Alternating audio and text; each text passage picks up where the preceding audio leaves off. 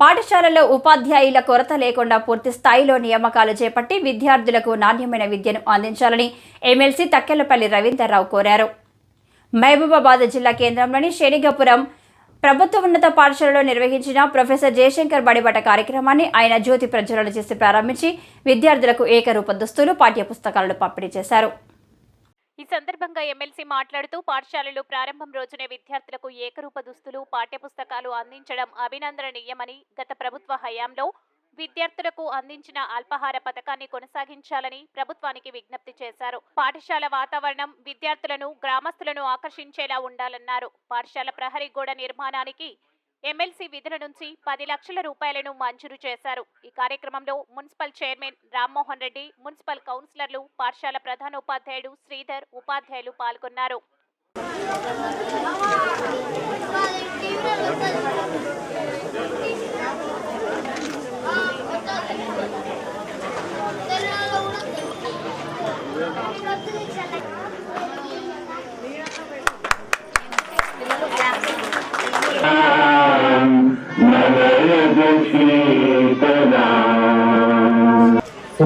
ఉపాధ్యాయులకు మరియు విద్యార్థుల తల్లిదండ్రులకు మరియు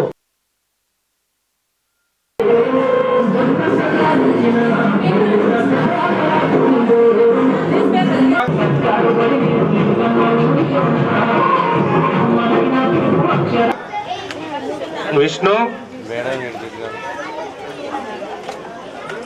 సుజన,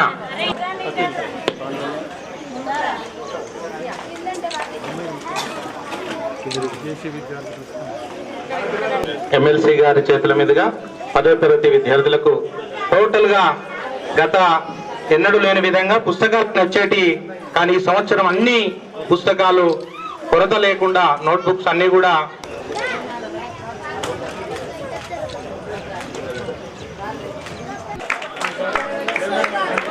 పాఠశాల ఈరోజు రాష్ట్ర వ్యాప్తంగా ప్రొఫెసర్ జయశంకర్ బడిబాట కార్యక్రమంలో భాగంగా మహబూబాబాద్ జిల్లా కేంద్రంలోని శనిగపురం గ్రామంలో ఈ బడిబాట కార్యక్రమంలో ముఖ్య అతిథిగా నేను పాల్గొనడం జరిగింది. ఈ కార్యక్రమంలో మహబూబాబాద్ మున్సిపల్ చైర్మన్ రామ్మోహన్ రెడ్డి గారు, వైస్ చైర్మన్ మార్నేని వెంకన్న గారు, ఇంకా స్థానిక ప్రజాప్రతినిధులు, స్థానిక కౌన్సిలర్ హర్సింగ్ గారు, ప్రధానోపాధ్యాయులు, ఉపాధ్యాయులు, విద్యార్థినీలు అందరూ పాల్గొనడం జరిగింది. ఈ సందర్భంగా విద్యార్థులకి పాఠ్య పుస్తకాలు, యూనిఫారాలు పంపిణీ చేయడం జరిగింది. పాఠశాల ప్రారంభం రోజునే ఈ రకంగా పుస్తకాలు కానీ మరి యూనిఫారాలు కానీ పంపిణీ చేయడం నిజంగా విద్యాశాఖకి ఈ సందర్భంగా అభినందనలు తెలియజేస్తూ పాఠశాలలన్నీ కూడా రాష్ట్ర వ్యాప్తంగా పూర్తి స్థాయిలో మరి అధ్యాపకుల నియామకం చేసి పూర్తి స్థాయిలో నడిపితే బాగుంటుంది. మంచి ఉద్దేశంతో ప్రారంభమైన మన ఊరు మన బడి పథకాన్ని కొనసాగించాలని, కార్పొరేట్ స్థాయి విద్యని అందించాలని, మధ్యాహ్న భోజన పథకం కూడా చాలా చక్కగా సన్నబియ్యంతో ఇస్తున్నారు, దాన్ని బ్రహ్మాండంగా కొనసాగించాలని, అదేవిధంగా ఉదయం కూడా అల్పాహార కార్యక్రమం ఉండే, అది కూడా ప్రారంభం గత ప్రభుత్వం చేసింది, దానిని కూడా కొనసాగించాలని. అధ్యాపకుల కొరత అయితే ఇప్పుడు ఏ పాఠశాల చూసినా కూడా ఇప్పుడు ఇక్కడ చూసాం మనం, చాలామంది అధ్యాపకులు ఉండాలి.